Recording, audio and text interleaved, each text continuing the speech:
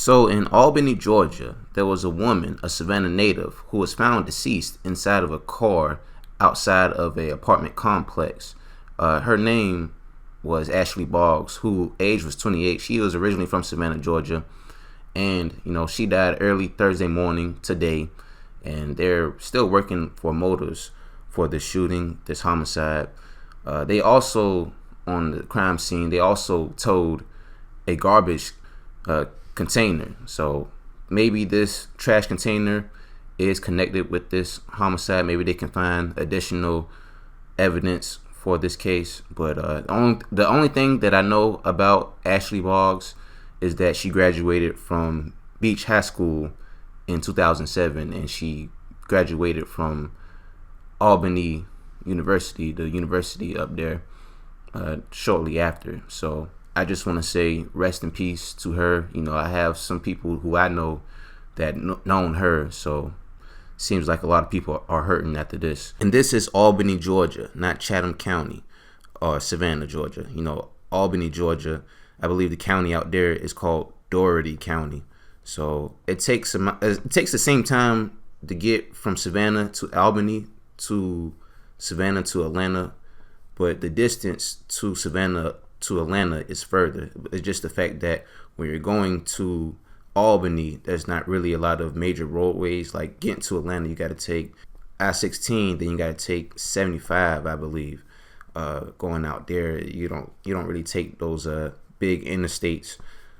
Just little smaller highways you got to take out there. So only thing I really got to say about this is rest in peace to her.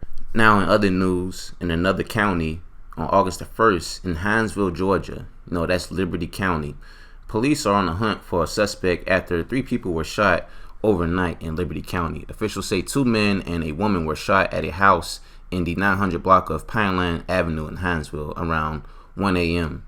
Tuesday morning. The vehicle belonged in the shooting is now in police possession, but they're still searching for the person behind the wheel who pulled the trigger.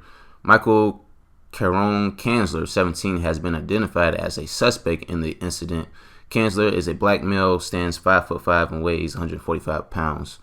Also, according to Hinesville Police Department, Sergeant Franklin Gallup, 2 victims were flown by helicopter to Memorial University Medical Center in Savannah, Georgia. The third was taken to Memorial by ambulance. Also, the police department says that this was not a random act of violence. Said this was based on witness statements. The victim targeted by subjects known to them, and the investigation has revealed that the incident stems from an earlier physical altercation involving all parties, which occurred at another location in Hinesville. Now, I actually have video of Hinesville. I actually drove there. It don't take long to get to Hinesville. It probably take, how I drive, it take about 20 minutes, not even that. It's really right outside of Richmond Hill.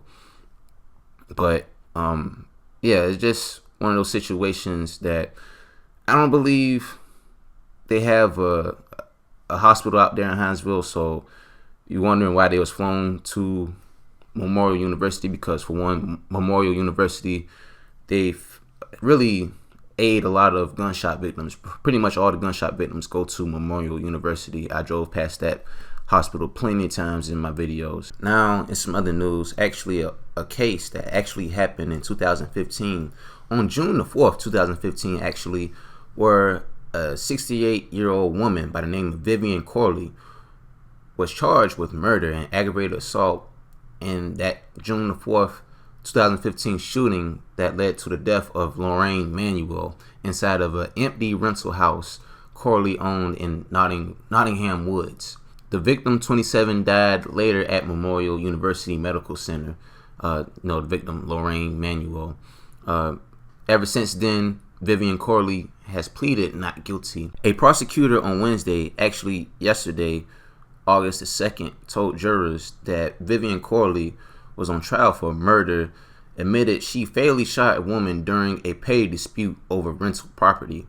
Manuel and her boyfriend, identified as the prosecution as Franklin Marshall, wanted to rent the residence but changed their minds, Washchild told jurors. Manuel wanted her boyfriend to accompany her to the home, but he was not immediately able to do so, the prosecutor said. So I'm guessing there was like some financial differences. Also, in the report, the 911 call referred to the man who Courtly told police was threatening her. So actually, the boyfriend's Manuel supposedly was threatening Vivian Courtly. And what Vivian Courtly stated was that I have an applicant who was threatening me because I denied his application. I denied him the house because of his attitude, she told the operator. Assistant Public Defender Amy Irig told jurors that Wednesday that her client felt her personal safety was threatened in a dispute over rental application that she rejected. During a confrontation with Manuel at the residence, Courtly shut the door on the victim to end the confrontation, and the victim pushed through the door, she said. Manuel became an intruder in Miss Courtly's house. Irig told the jury. Why Miss Courtly shot Lorraine Manuel? That's the question you have to answer. Miss Courtly tried to defend herself. Evidence Wednesday showed that the victim was killed by a single gunshot fired in the area just below her left eye by a revolver. So you guys, people that own revolvers, or just anybody that knows anything about guns, you know, those revolvers, man, they're pretty powerful. You get shot in the face with that, I mean, it could blow your home brains away. But anyways, the Savannah Channel Police reported that Courtly called 911 and told the operator she shot someone in a rental house she owned. It's been even stated that during the phone call Vivian Courtly had with the 911 operator, the 911 operator asked who shot her in a call about 3:30 p.m. that same day, June 4th, 2015, and Courtly replied, I did. Now, the 911 reporter said, where's the gun? She replied, I have it in my hand. I don't want the girl to die.